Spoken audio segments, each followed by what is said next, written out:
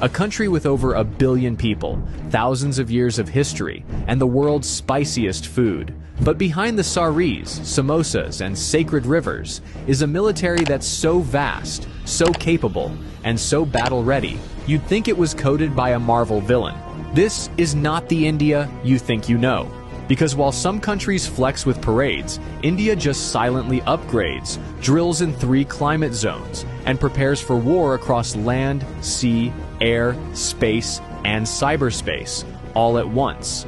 So buckle up, because India's military might, it's on another level. Let's talk geography, because India doesn't live in a quiet cul-de-sac. It's in the world's most intense neighborhood. To the north, you've got China, nuclear-armed, high-altitude, and constantly eyeballing mountain borders. To the west, Pakistan, with decades of tension and history that could fill its own Netflix series. To the east, jungle borders with Myanmar, insurgent hotspots, and some of the toughest terrain on Earth. And to the south, the Indian Ocean, where everyone from the US Navy to Chinese submarines likes to just hang out. In other words, India is surrounded by drama. But here's the twist. While most countries would freak out, India builds a defense force designed for permanent pressure. Because peace is nice, but being unbreakable, that's better. India's army isn't just big, it's seasoned. With over 1.2 million active personnel and hundreds of thousands in reserve, it's one of the largest standing armies on the planet. But this isn't just about numbers, it's about experience. While some armies do war games in the desert once a year, Indian soldiers are literally fighting real skirmishes in the Himalayas, guarding borders at -30 degrees Celsius, and tracking insurgents through monsoon-soaked jungles. Imagine doing combat patrols with frozen eyelids or humidity so thick your socks turn into soup.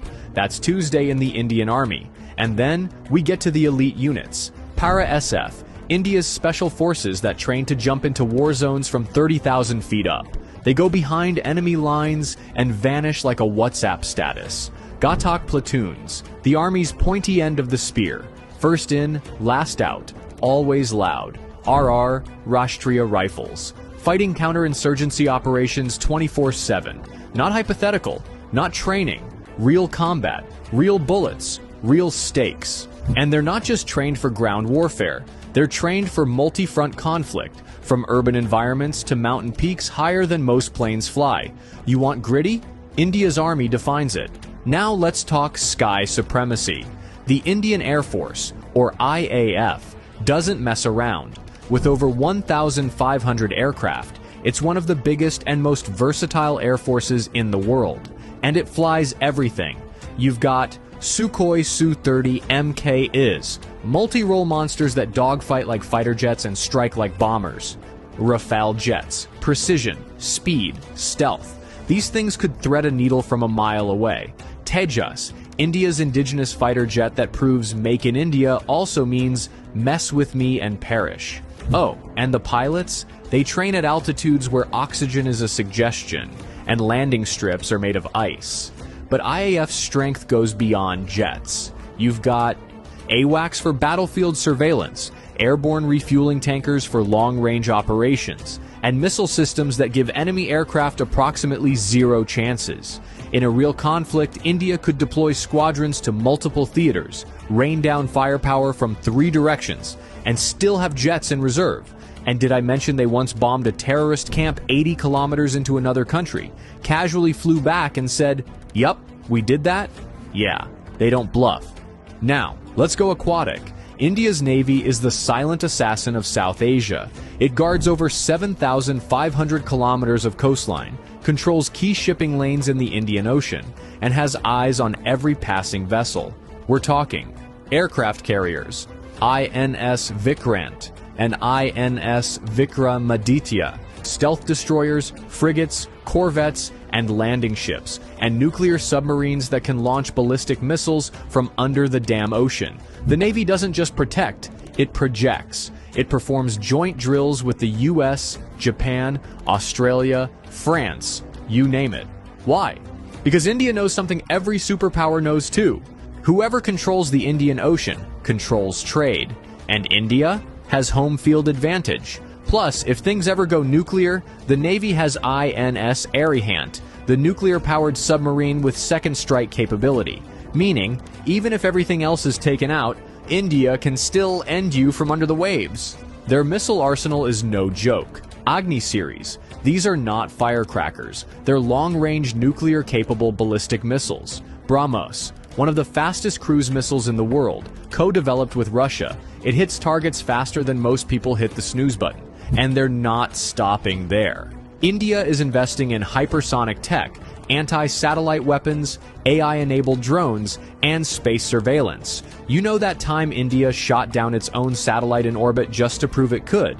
Yeah, that was the military equivalent of flexing in zero gravity. And while other nations are figuring out drone warfare, India is already using domestically built UAVs for surveillance, target acquisition, and strike operations. This isn't just defense, it's domination through innovation. Not all wars are fought with bullets. The country knows the next major war could start with a keyboard, not a gun.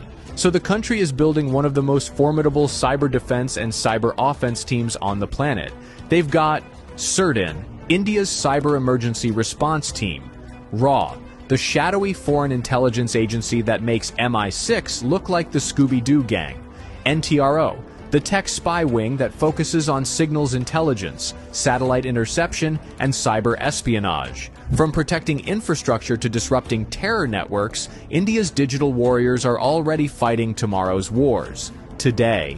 Here's the final boss level. India isn't just armed, it's nuclear armed, with a doctrine of no first use, but a guaranteed second strike that could end cities. With a triad of nuclear delivery systems, land, air, and sea, India ensures that any attack ends in instant regret. But the real strength? Resilience. India has fought multiple wars, faced insurgencies, and bounced back from terror attacks without crumbling. Its soldiers are battle-tested, its people are proud, and its doctrine is clear. We don't want war, but if you bring it, we finish it. So, yeah, next time someone says India is just software engineers, spicy food, and spiritual gurus, remind them it's also one of the largest, most experienced militaries in the world, a nuclear power with cutting-edge tech, a regional powerhouse with global reach, and a nation that trains for every possible threat, just in case the unthinkable becomes real. And while India believes in peace, it's fully prepared for war. Hit that like button if you learned something new.